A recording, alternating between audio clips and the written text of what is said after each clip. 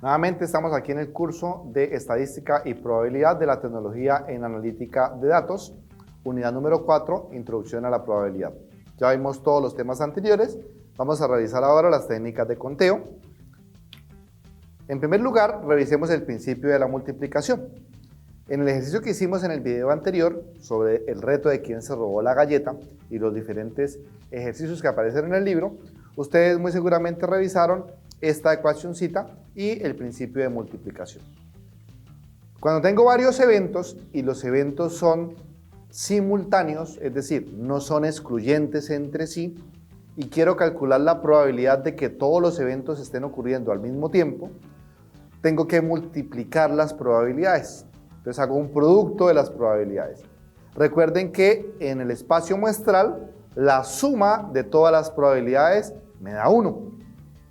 Entonces la probabilidad de que varios eventos ocurran al tiempo siempre va a ser pequeña porque estoy haciendo multiplicaciones de números entre 0 y 1. Por ejemplo, si tengo lanzar una moneda, cuando yo lanzo una moneda puede caer cara o puede caer sello. En este caso los eventos son mutuamente excluyentes. Solo puede ocurrir uno o puede ocurrir otro. Pero vamos a suponer que tengo dos monedas y quiero mirar la probabilidad de que al mismo tiempo caiga sello o cara en ambas monedas. En ese caso hay unas parejas ordenadas, ¿cierto? Y si son simultáneos los eventos, entonces puedo hacer los cálculos correspondientes. Entonces acá tengo la regla de la multiplicación, lo que hago es multiplicar los eventos, ¿listo? Y básicamente la regla me establece que la probabilidad de que dos eventos A y B ocurran es el producto de sus probabilidades individuales. Para entenderlo, veamos un ejemplo. Entonces acá tenemos un ejemplo. Quiero averiguar cuál es la probabilidad individual de que al obtener cara al lanzar una moneda 3 veces, o sea, son 3 eventos, lanzo la moneda primera vez, segunda vez, tercera vez. Y quiero calcular la probabilidad de que siempre me dé cara. Entonces hago la multiplicación de los 3 lanzamientos. Un medio por un medio por un medio. Cuando hago la multiplicación de los 3 lanzamientos, obtengo que la probabilidad es 0,125, o sea, 12.5%. Piensen un momentico en cuál sería el espacio muestral, si el evento es simple, si el evento es compuesto. Piensen en las propiedades que vimos previamente de probabilidad, la regla de la suma, complemento, etc. Y analicen este escenario. En el texto guía encuentran varios ejemplos de este estilo. Muy bien, teniendo en cuenta la regla de la multiplicación, podemos pasar a ver la teoría de conteo. En los cursos de matemática discreta, muy seguramente ustedes vieron estos temas sobre conteo. Básicamente permutaciones y combinaciones. ¿Por qué esto es tan importante? Porque si hablamos de la probabilidad clásica de Laplace, yo necesito a priori calcular la probabilidad en términos ideales. Para eso necesito matemáticamente calcular todo el espacio muestral y calcular todas las probabilidades. Y en ese caso voy a tener que hacer conteos. Cuando voy a planear encuestas, estudios, tengo que seleccionar muestras. Y a veces la población en la muestra son tan grandes que necesito agruparlas, segmentarlas, definir un orden. Y para eso necesito hacer análisis de permutaciones y de combinaciones. Entonces vamos a recordar estos conceptos. El concepto de permutación vamos a explicarlo con este ejemplo. Tengo 3 frutas, una manzana, un banano y una naranja. Hacemos una pregunta, ¿de cuántas formas diferentes puedo comerme las frutas o puedo ordenar esas frutas? Entonces aquí tenemos todos los posibles órdenes. Manzana, banano, naranja, manzana, naranja, banano. Con la manzana de primera. Luego con el banano de primero, banano, manzana, naranja, banano, naranja, manzana. Y ahora con la naranja de primero, naranja, manzana, banano, naranja, banano, manzana. Es decir, tenemos 6 posibles ordenamientos. El concepto de permutación es, dado un conjunto de n elementos, las diferentes formas en que puedo ordenar esos elementos se conoce como una permutación, un orden. El orden importa. También lo puedo pensar con subconjuntos. Más adelante lo miraremos con un ejemplo. La ecuación para las permutaciones es esta. Hay una notación. Lo pueden expresar funcionalmente como una función de 2 parámetros, P de n y r, o lo pueden expresar como un superíndice para n y un subíndice para r. ¿Qué significa esta notación? Significa calcular las permutaciones de tamaño r que puedo hacer con n elementos. Cuando r es igual a n, como en este ejemplo, al hacer el reemplazo, en la parte de abajo me va a dar 1 factorial. 1 factorial es 1, entonces me da n factorial. Entonces, si quiero calcular todas las permutaciones, es n factorial. La función factorial ya la deben conocer en sus cursos básicos de matemática discreta y en su curso de programación básica en Python. Bien, recuerden que el factorial es el producto de 1 por 2, por 3, por 4, etcétera, hasta n. Bien. Muy bien, con estos dos ejemplos vamos a entender un poco mejor el concepto de permutación. Ejemplo número 1. Tengo 8 participantes en una carrera y quiero averiguar los posibles podios. Entonces, en este caso, n en nuestra ecuación es 8 y r es 3. Queremos averiguar cuántas permutaciones de 3 elementos se pueden conformar con un conjunto de 8 elementos. En la ecuación esto me da 336. Segundo ejemplo, ¿cuántas contraseñas diferentes puedo calcular de 4 letras con las 26 letras del alfabeto? Entonces n es 26, r es 4. Lo metemos a la ecuación, calculamos y el total de contraseñas es 358.800. Calcúlenlo para 8 letras para que vean cuál es el número.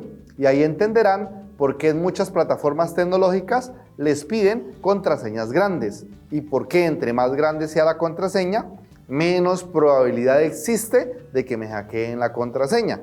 Porque sencillamente las permutaciones crecen, se vuelven muy grandes y en el tiempo es más difícil probar todas las contraseñas posibles. Muy bien, ¿qué pasa cuando es con repetición? Cuando es con repetición, la forma de calcular las permutaciones cambia un poco. Debemos verlo con un ejemplo. La palabra mamá tiene 2 veces la letra A y 2 veces la letra M. En este caso, n vale 4 porque tengo 4 letras, pero hay repeticiones. La M se repite 2 veces, la A se repite 2 veces. Como se repite, tengo que considerar la frecuencia de repetición de cada elemento. Y la ecuación cambia.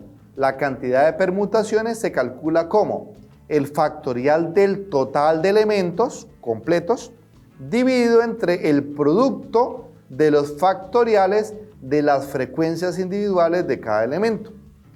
Por ejemplo, en el caso de mamá, la M se repite 2 veces, la A se repite 2 veces. Como son 4 letras, entonces 4 factorial dividido entre la frecuencia de la M, 2 factorial, la frecuencia de la A, 2 factorial. En total hay 6 posibilidades de permutaciones y aquí están las 6 posibilidades. ¿De acuerdo? Entonces tengan en cuenta esta ecuación y la anterior para las permutaciones. Ojalá quede claro el concepto. Ahora veamos el concepto de combinaciones. En las permutaciones el orden importa. En las combinaciones el orden no importa. Entonces, tengo 3 frutas: manzana, banano y naranja. Y quiero averiguar cuántos jugos mixtos de 2 frutas puedo hacer con las 3 frutas. En este caso, como voy a hacer jugo y voy a licuar, pues no importa si revuelvo la manzana con el banano o el banano con la manzana, porque al revolverlos el resultado es el mismo. El orden no me interesa.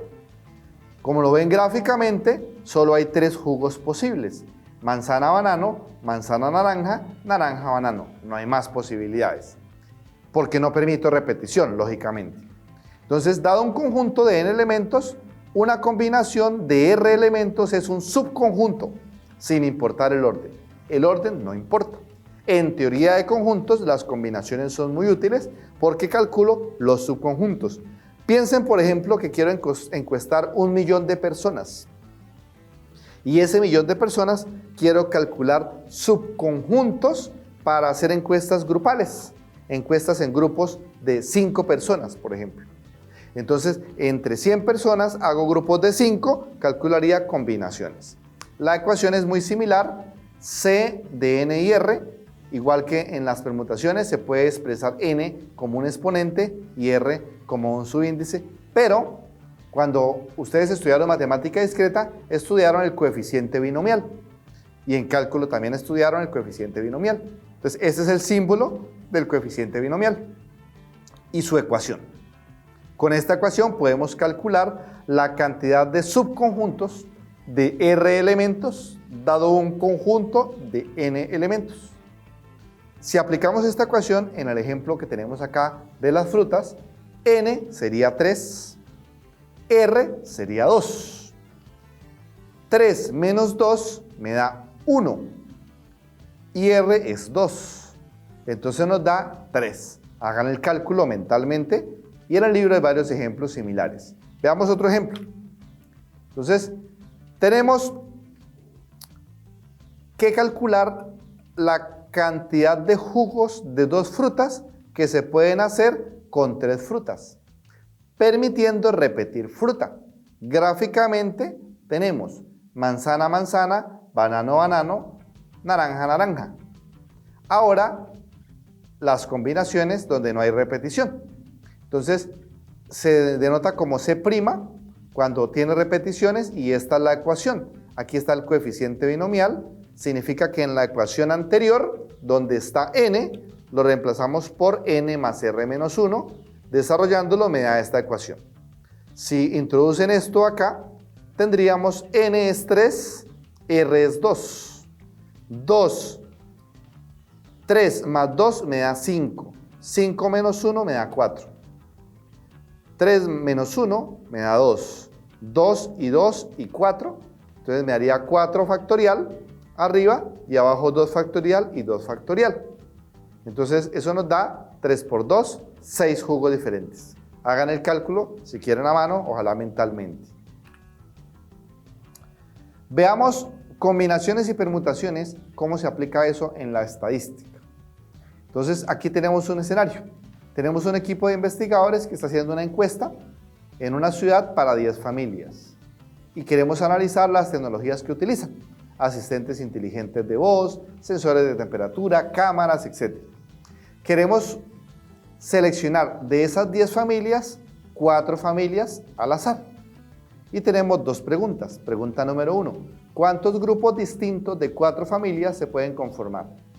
Segunda pregunta. ¿En qué orden se podrían encuestar las 4 familias seleccionadas?